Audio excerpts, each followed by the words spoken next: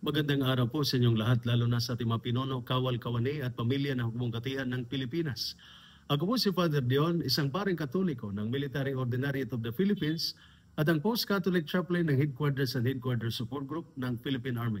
At ito po ang salita ng Diyos, ang ating gabay.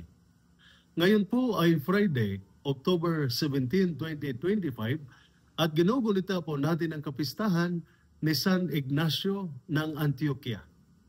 Ang ating mga pagbasa mula sa banal na kasulatan sa araw na ito ay nagpapaalala sa atin ng pananampalatayang nagtitiwala at tapang na nagpapatatag. Sa unang pagbasa mula sa sulat ni San Pablo sa mga taga-Roma, chapter 4, verses 1 to 8, ay nagpapahayag na ang pananampalataya, hindi ang gawa, ang nagpapabanal.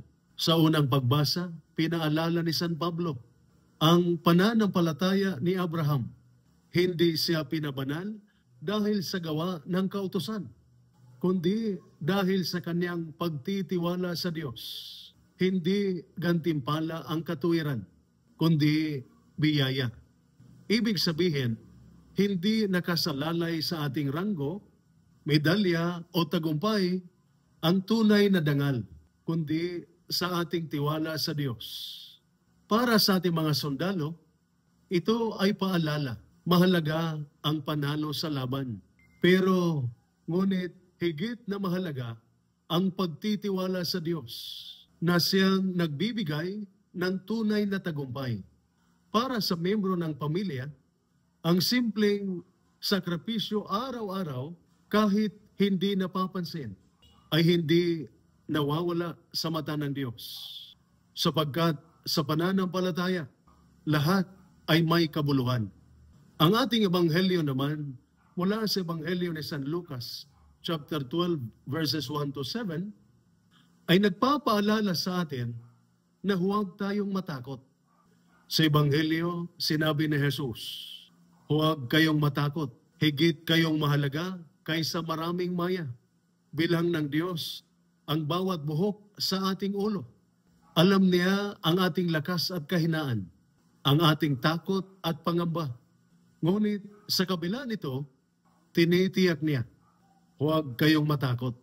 Ito ang tapang na mula hindi sa kayabangan, kundi sa tiwala. Alam ng sundalo na totoo ang takot sa labanan. Ngunit ang tapang ay ang pagpapatuloy sa misyon dahil nagtitiwala ka sa iyong commander. Ganoon din ang pamilya. Dala nila ang takot sa paghihiwalay. Dala nila ang takot ng paghihiwalay at pangamba. Ngunit ang salita ni Jesus ay nagpapatatag. Hindi niya tayo nakakalimutan. Ginugulita din natin ngayong araw ang kapistahan ni San Ignacio ng Antioch, isang obispo at martir ng simbahan. Habang patungo sa Roma upang isakripisyo ang kanyang buhay, sumulat siya upang palakasin ang pananampalataya ng mga Kristiyano. Hindi siya natatakot dahil buo ang kanyang pagtitiwala kay Kristo. Ang kanyang halimbawa ay malinaw. Ang pananampalatayang nagtitiwala ay nagbubunga ng tapang na nagtataglay hanggang wakas. Kaya mga kapatid, si Abraham ay nagturo ng tiwala. Si Jesus ay nagbigay ng katiyakan. At si San Ignacio ay nagpakita ng tapang hanggang kamatayan.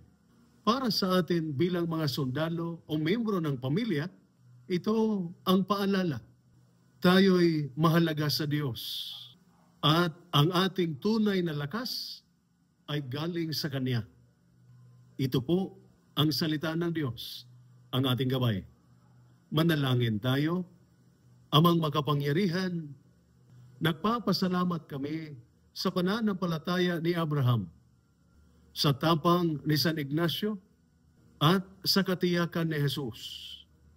Pagpalain mo ang aming mga sundalo ng lakas sa panganib, tapang sa gitna ng takot, at pananampalatayang buo. Ingatan mo ang kanilang mga pamilya sa panahon ng paghihintay.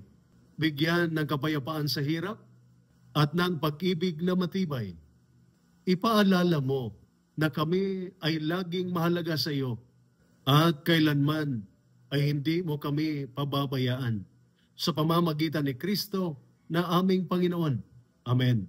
At sumainyo at sa inyong pamilya ang pagpapala ng makapangyarihang Diyos, Ama, Anak, at Espiritu Santo. Amen. San Miguel Arcangel, ipagtanggol mo kami. Amen.